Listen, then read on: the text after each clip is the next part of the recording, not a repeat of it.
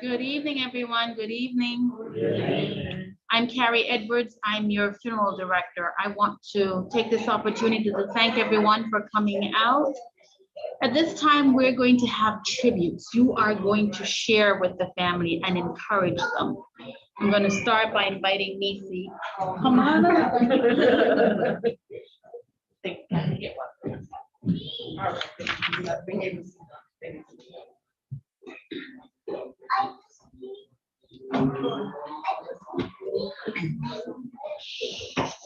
Hello. Hello.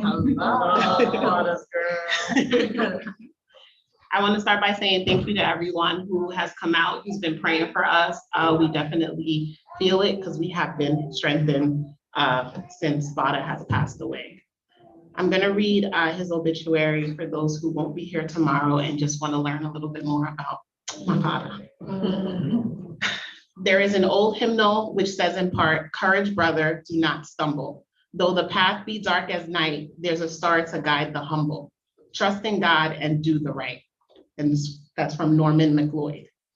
Keith Ransford Gillespie Jr. was born to Patrick and Doris Gillespie on August 27, 1939, in the parish of Portland, Jamaica, West Indies.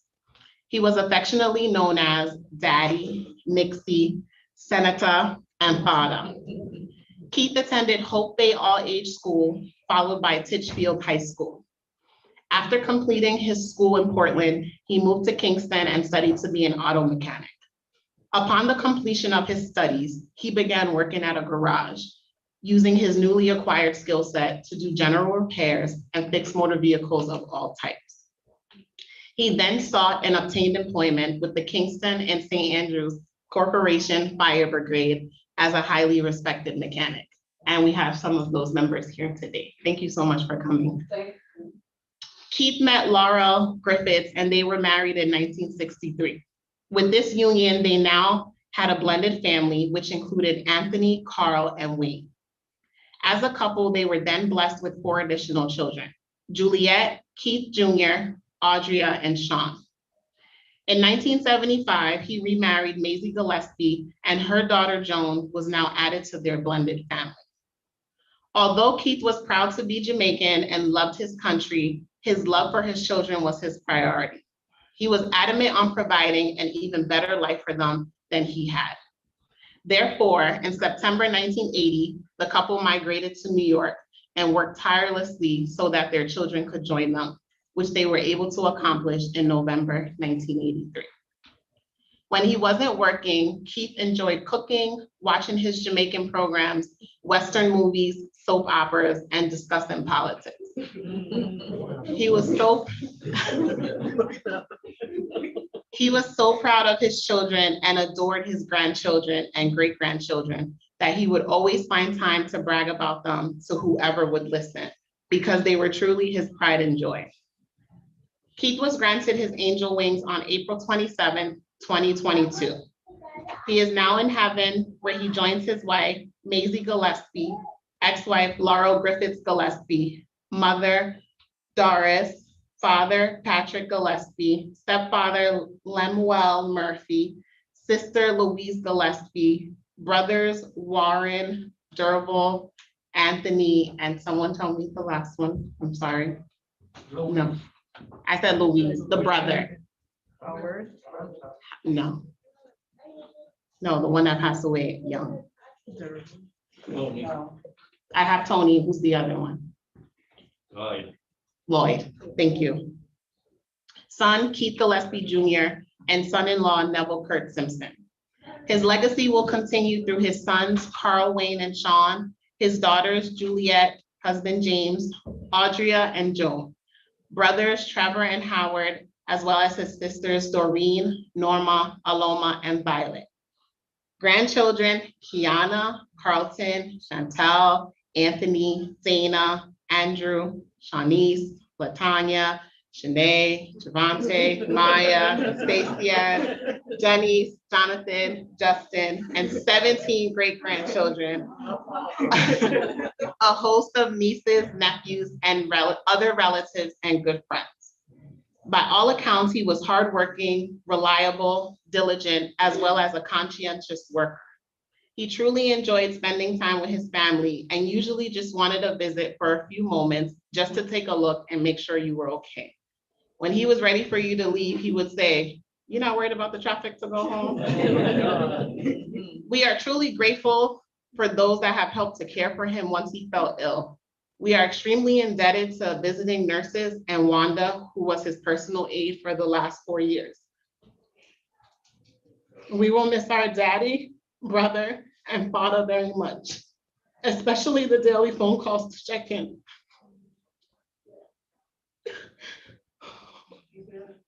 We love you, Fada. Now take your place among the stars. Thank you.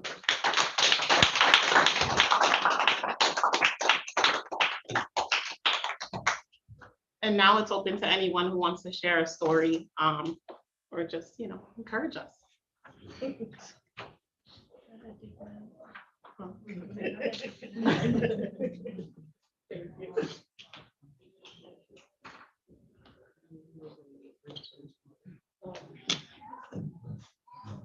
For the past 2 years, we have lost a lot of our friends, our neighbors, our relatives. But this one, I've lost friends and relatives. But this one really hit home. This is someone I've known in Portland, Jamaica. It's my uncle. I've known in Kingston, and I've known in New York. He has lived with my mom, and he have also lived with my dad on different occasions. But I enjoy visiting my uncle. Nisia said he was known as Senator and all Father and all the different names. So sometimes I just ride to the Bronx just to reason with him. And it was always a lovely reasoning. And when I'm leaving Brooklyn, I always say, "What you want? What you want me to bring you?" And he would tell me. And we come and share a meal or just reason, politics, religion, whatever, And he's gonna be truly missed. Yeah. So family, hold tight, stick together, and we'll be all right.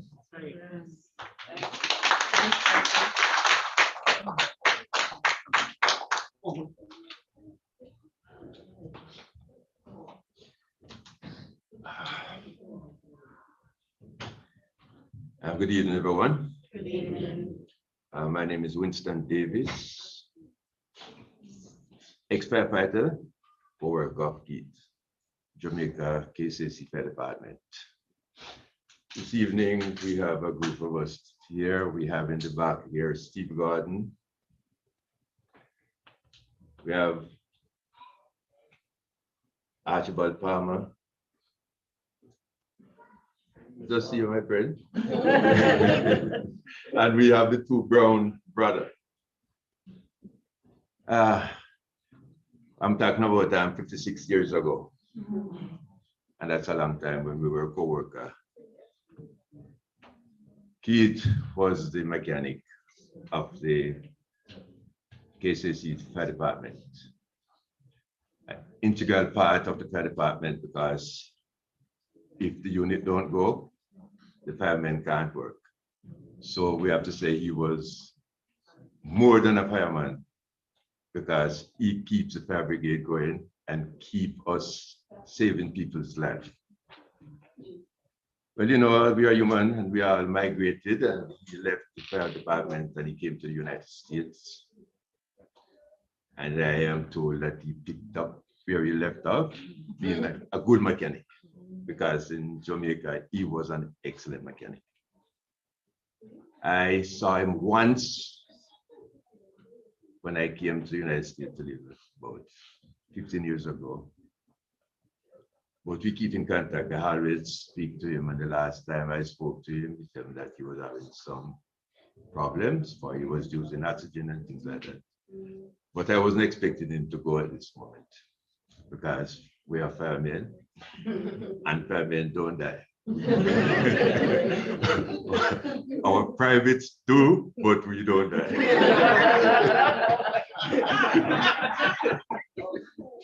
Anyhow, so I'm here missing a good friend, good coworker. I'm not going to say goodbye. I'm just going to say farewell, because this is a road that all of us have to travel sometime. And I believe we will meet somewhere, he being the people, the person he was. I'm thinking of only one place that we're going to meet. So Keith, I would just say, may the hills rise up to meet you. May the wind be always at your back. May the rain fall softly on your fields and the sunshine bright on your face. And until we meet again, may God keep you in the palm of his hand. Farewell, my brother. Rest in peace.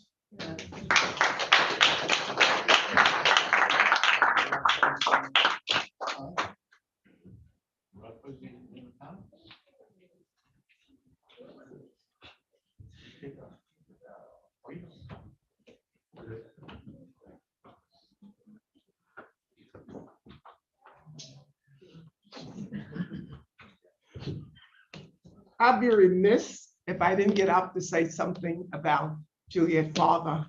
I didn't know him as well as most of you. I did not know him as well as the family of all these uncles and cousins and nephews and grandkids and great-grandkids. But it's nice to know a person through their family. I was a school teacher when I met Juliet. Juliet came to PS 21 with 2 kids. They were very young, Latanya and Shanice. They were no more than 4.5, 5 years old. And I taught them. When I met Juliet, in the midst of all her education, she was seeking her GED. After completing her GED, Miss Juliet stayed under my wings. So did her husband, James. I got to know them so well. They were like daughters and sons. Their children, Latanya and Shanice, when I came through the doors today and I saw how they have grown and how they have materialized to be where they are today, is nothing less what I expected. Because the mom and the dad and the father, grandfather, and the father and the mother were the kind of people that they look up to and respect. As I said before, I never knew them as well as I know you guys know them, but I knew Latanya and Shanice and Juliet and James. And all Juliet and James ever talk about is their parents, how they loved their parents, how they took care of them. Juliet wanted her father to move in with her in the Pocono Mountain. I knew that because both of us have houses in the Pocono Mountain, but he didn't want to stay there. He came back to the Bronx and of course, was taken care of by all the home attendants and their lovely daughter and son-in-law and grandkids. If I have anything to leave all of you with, is to say that when parents raise children, as Juliet, mother and father raised them, and where I came from, the South, and there are 9 of us and 8 is alive, and how my parents raised us, it reminds me so much of the family of Juliet Gillespie and James and Latanya and Shanice. I made Latanya laugh because when I remember her graduating from kindergarten, she wore a little blue dress. I still have the pictures. Shanice, I have a picture of her in a blue and white plaid uniform or hanging on my wall. I have nursery skills. I'm a retired Board of Ed teacher, but I still work in the community with schools. And I'll be remiss to say, I love all of you. And all of you are just like family to me. So Juliet and James, Latanya, Shanice, and all the rest of you, he's in heaven resting to do the work that God wanted him to do. God bless all of you.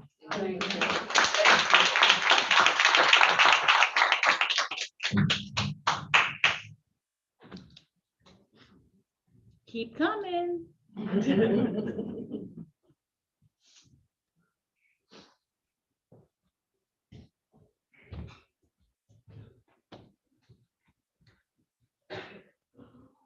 To the bereaved family, good afternoon.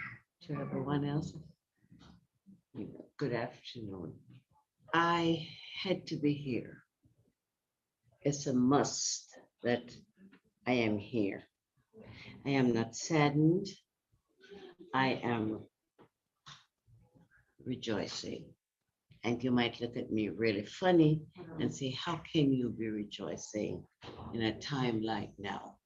But I'll tell you why I am. I met Mr. Gillespie, Mesquite, our brother Gillespie, through his wife. We all went to Joy Fellowship Christian Ministries. His wife was was a prayer leader. And so we had no place to go. And this, I'm talking about 25 years ago. And we shared a church with another church. So we had no place to keep our prayer meetings. So we used to alternate going to Sister Gillespie's house and another house. When we went to Sister Gillespie's house, Mesquite was the doorkeeper. He would open the door and he would sit there quietly. He would participate at the end. He has never visited our church, has never put his foot in our church unless when Sister Gillespie died, he came. But the whole point I'm trying to make is that 25 years ago, we on our prayer list, we had Brother Gillespie, Sister Jones' husband, and another brother. And we prayed for 25 years for those three men. Mr. Singh accepted the Lord, and the other brother, and now your father, your grandfather, accepted the Lord. When he was in Workman Circle, we heard he got so sick, and so I had to visit him. And when I went and I visited him, I said, Mesquite, you're ready to surrender? And he said, yes, I am. And he said, I have no choice. Look at me. I have nowhere else to go. Look at me. And he said, I have given my heart to the Lord. And there's a sister who's sitting in the back there. They were not on such good terms. And he made it right with her. I often called and prayed with him. And when Nisa called me and told me, you better come because he is in transition. I was all the way in Newburgh, and I had a teachers meeting the afternoon. I said, I don't care whatever time I get here, I'm getting here.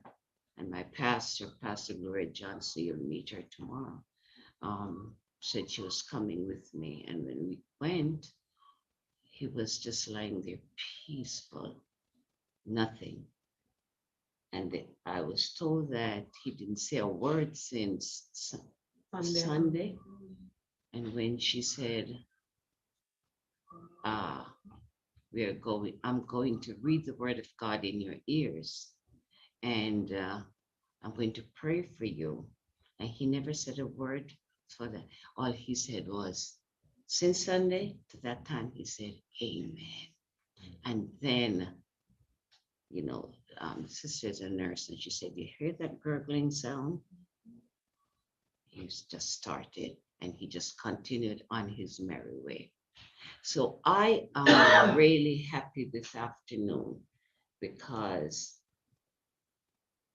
Brother Gillespie, Mesquite, FADA has gone home to be with the Lord. So I am really, and I just want to encourage you who are here and you have been praying for a family member. It might be your child, and it seems as if the prayers are not being answered, but just keep on praying. We prayed for him 25 years, and he has accepted the Lord. He has gone home to be with the Lord, and he is at peace. He is at rest. And so I would just encourage the family who's left behind, do your part. And you might be sorrowing this evening, but I would be happy that you sorrow as not without hope, but that one of these days you will meet him again in paradise. And I left out one other thing I wanted was to tell you that after prayer meeting, always send us home with ginger beer or honey cone.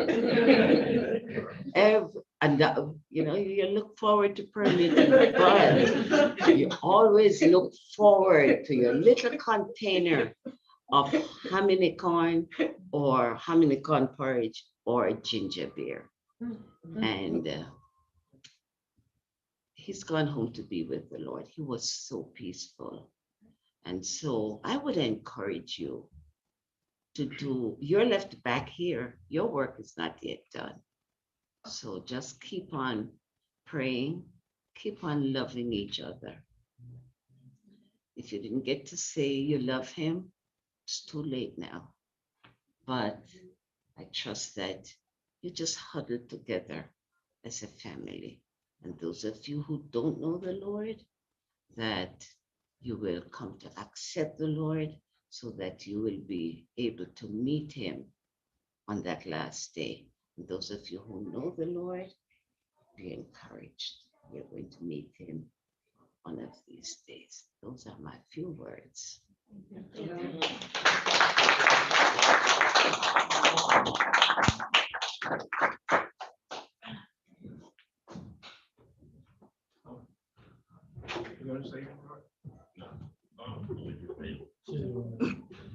Hello. So that's my father.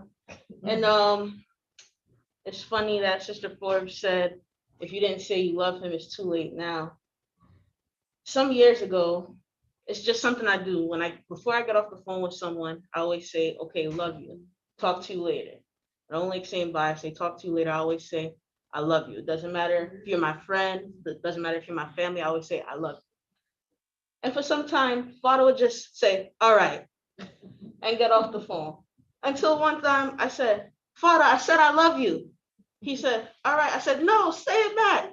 So he said, all right, love you too. And then ever since, I speak to Father every single day. If I don't call by a certain time, he's calling me to find out, where am I? Am I still at work? Boy, they're working you hard. Don't worry, you soon turn millionaire. Don't worry, you soon own the airport. I said, okay, Father. But he started saying, I love you back every time I would say it. Even if I would say it 3 times, he would say, all right, I said it already. I said, okay, but I love you. He goes, all right, love you too, later. But I mean, I miss the daily phone calls. Actually, the Friday before he passed on was the last phone call that I had with him. I spent days with him leading into his transition, and I still spoke with him. I still told him I love him, encouraged by Wanda to still speak with him. But I do miss the daily phone calls. I missed the voicemails if I didn't pick up. Tanya, I guess he thought that there were still those tape recorder voicemail things where you could hear people, because he was Tanya. All right, it's FADA. Call me back. And I'll call back. FADA, you okay? Yeah, man. You see the time? I said, I know, FADA, I'm still at work. He goes, all right. But just a check. It's okay, FADA. He said, get home safe. It's all right. I do miss those phone calls. I'm gonna miss them. There's been a couple times where I have picked up to call, and then I realize he won't pick up. But I know if I speak out loud, if I pray, I can continue to speak to my father. I've missed him the weeks leading up to this because he's been a different person. And no matter how much we thought we might have been prepared for it, we really still aren't. But at the end of the day, he knows that I love him, and I know he loves me back because I made him say it back. Thank you.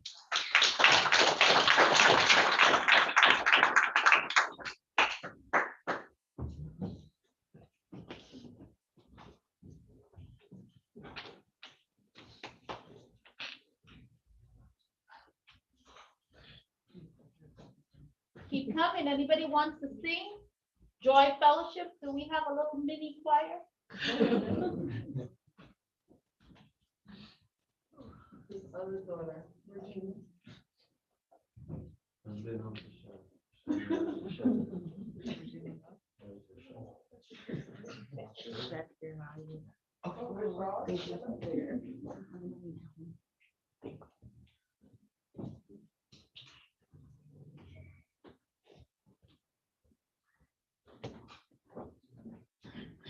I forgot to say this earlier. I thanked everyone, but I do want to thank, did Stephanie leave? Oh, she left. Stephanie and Corey, actually, when I wasn't around to do things for FADA, I knew that I could call them and they would do anything that I needed for him. So I do really appreciate you, Corey. Thank you so much. And FADA also did appreciate you.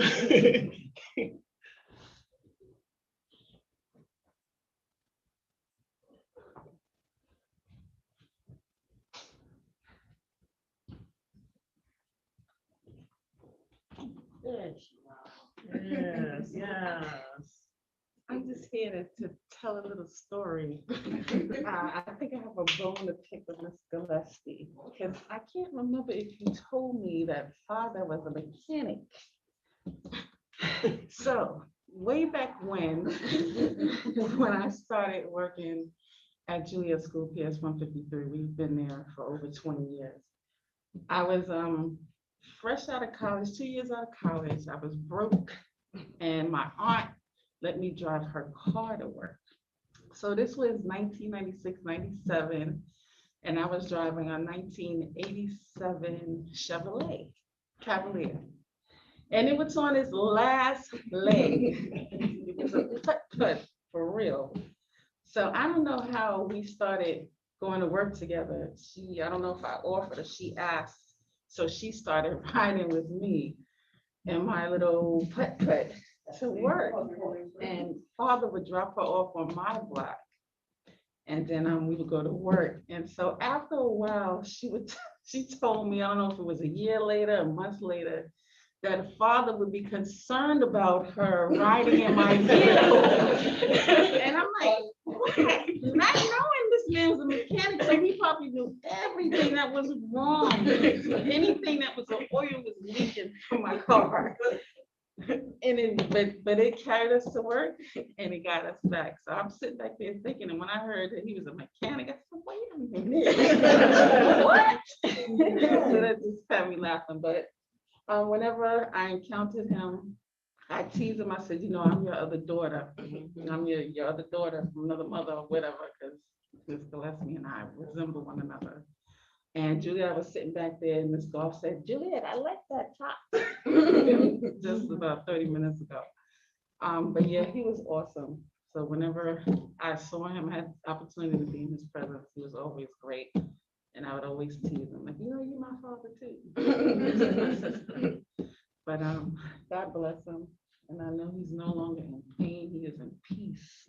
He is resting in peace. And everybody that helped out did a great job. Thank you. Love you guys.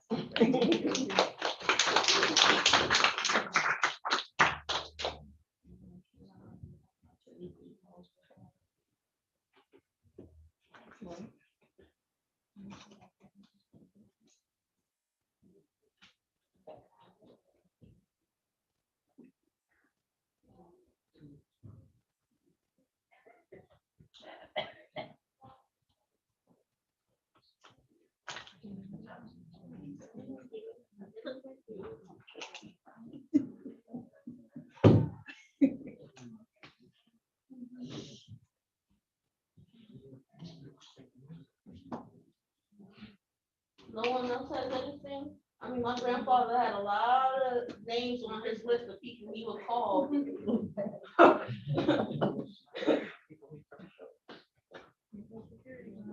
If you're just coming in, you're more than welcome. You can still come on up and feel while tributes are being given. It's okay.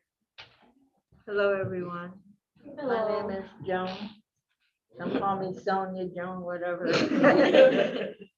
I'm Uncle Nixie's niece, and I love them very much.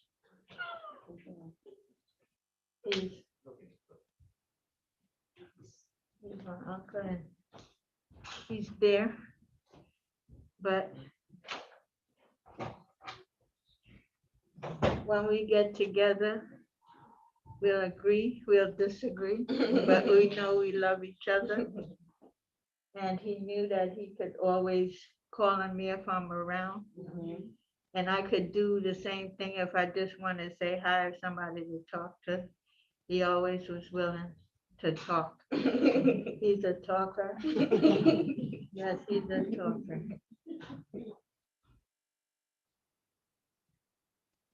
I'm glad that he's out of his misery. And I know that he's there with God. And I just have a lot of memories of him, and that's what I will hold on to. And I'm asking y'all to do the same. You know, I know it's hard, but I can't say as time go by because he'll always be there.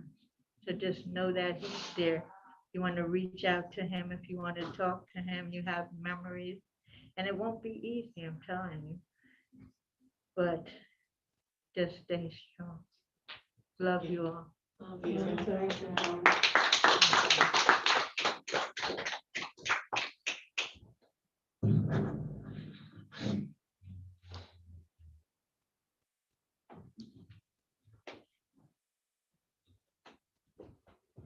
Good evening, everyone.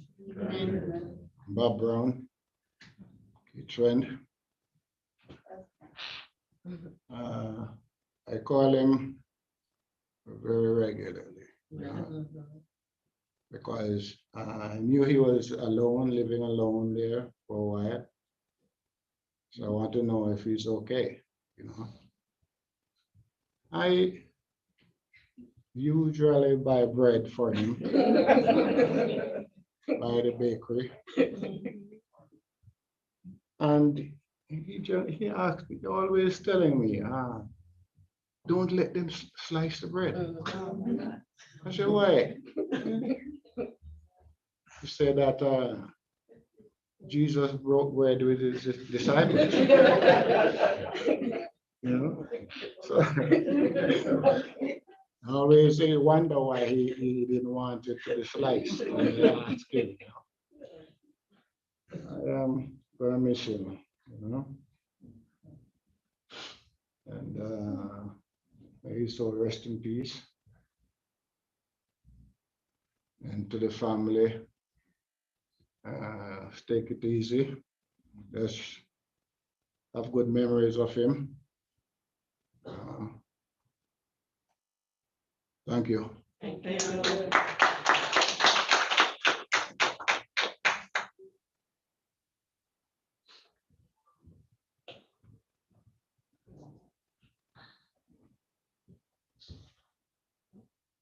Good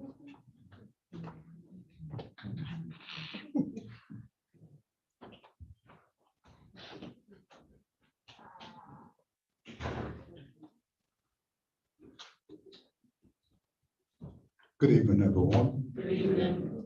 My memory with Keith goes back about 54 years. 16th of October, 1968, when I joined the fire department. There I met Winston Davis. Later on, brothers Bob and Delroy and Josie Palmer.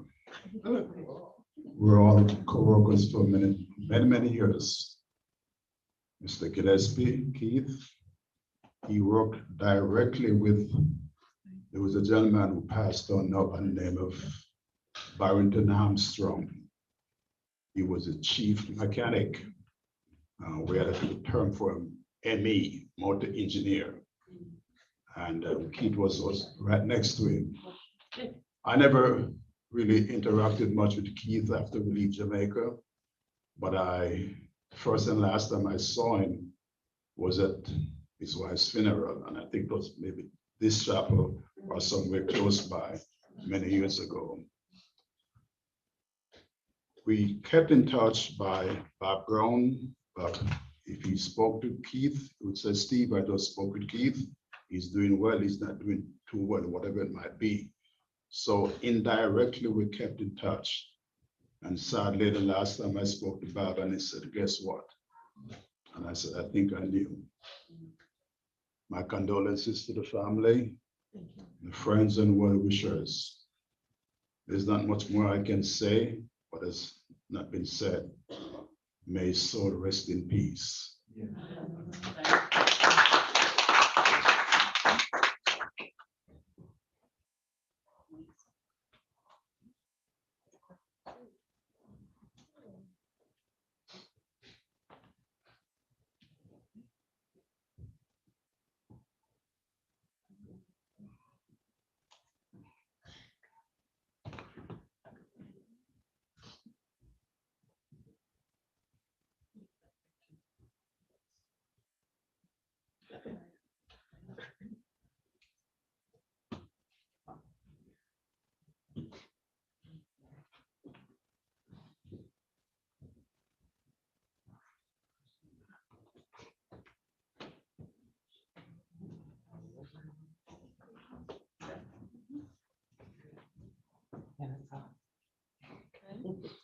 My name is Aloma Ebanks.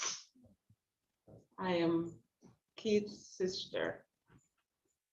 And we always talk every Sunday. We had a good relationship.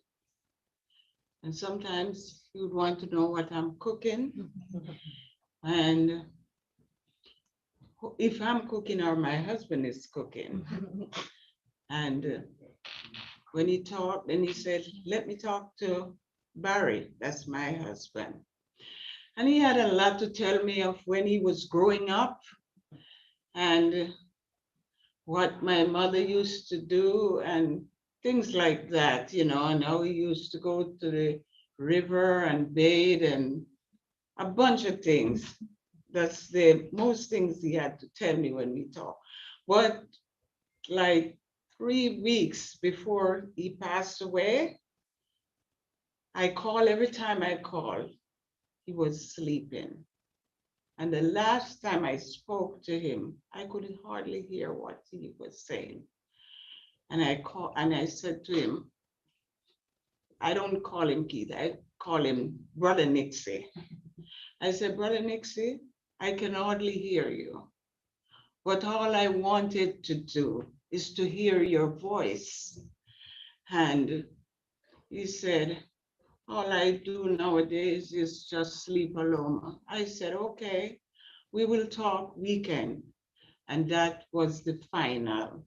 The last news I get after that was he passed away. I really miss my brother.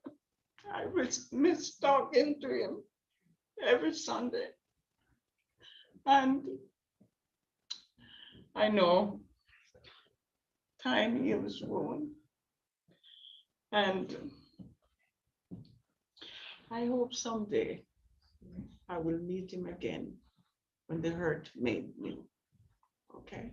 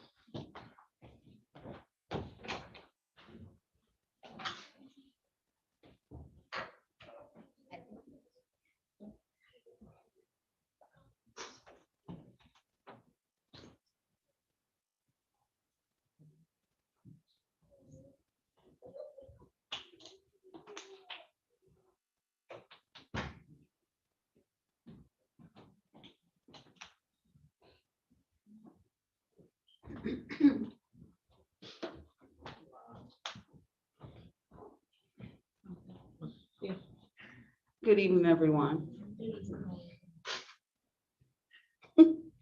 Okay, I really do want to thank everyone for coming out and showing their love and support. My dad was by far a man of man. He was, when he passed and we were writing the eulogy, 3 words came to mind. I told Carrie, I said, Carrie, I only have 3 words. He was stubborn, he was loud, but he was sweet. And if you know him and get to know him, that's how you would see him. Am I right, Wanda? So Wanda, we've gotten so fond of you 4 years. Thank you so much for everything. I thank everyone. Aunt Aloma, when I called you, because it's been a while since we've spoken. And so I was happy when you took my call because he wanted me to speak to you. He gave the number. He had on a card, he had 4 names listed who I should call. And Uncle Barry, you know you're always my favorite. He loves taking pictures, posing for you. That was like the best thing ever. When I think about my dad, there are so many memories that I don't even know where to begin to share them. And when I listen to all of you, I know that you have those fun memories as well. And I appreciate it. I appreciate listening to you. I appreciate the stories that were shared. There were so many things I found out about my dad after he passed. Good things. Mr. Norman, I'm so glad that you made it. Thank you so much. The gentleman from the fire department, thank you so much for showing up and showing out for my dad. He always talked about you guys. I didn't know you personally except Mr. Bob. I asked him, where's the bread today? Because he brought nothing. So I do appreciate you because when I couldn't make it, he knew that you would. And when I would call and I asked him if he needed bread, he said, no, Bob got it already. So I'm like, okay, fine, you're good. So thank you. Thank you all for being there for my dad. I really appreciate it. All my cousins, oh my goodness, what do I say? I've been getting phone calls. I haven't spoke because I'm not the social butterfly like Nisi is, but people have been calling me, not just her, because she was father's girl as per her shirt.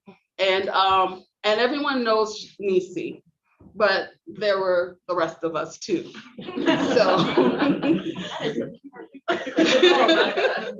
So we do thank you and we appreciate you showing up for us and supporting us.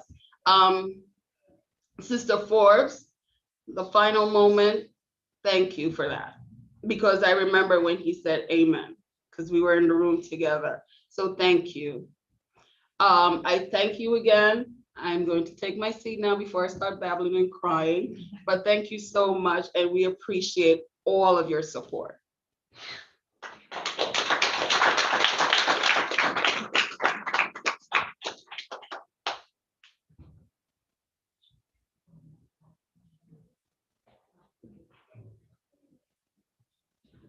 We want to thank you for sharing. So just some details for you regarding tomorrow. Viewing will begin at 9 a.m. and the service at 10 at the Mount Carmel Pentecostal Church of God, located at 3080 White Plains Road.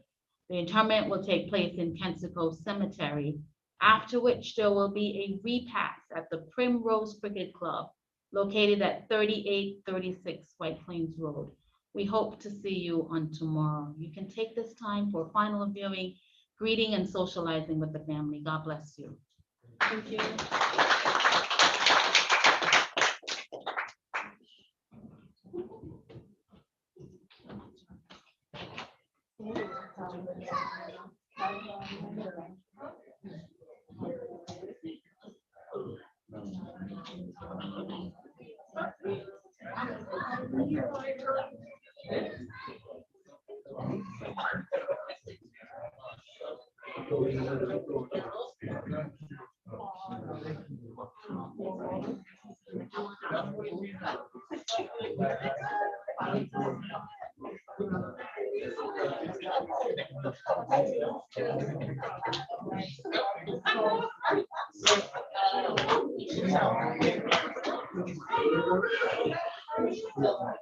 You're better looking than me.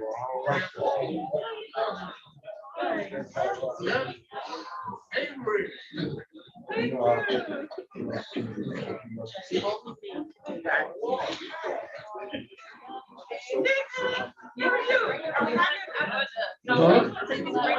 I still got open ticket. Remember, I canceled my flight. They gave me, they extended it like, I can use that ticket for like next year. So I'm just saying, when I never made the graduation.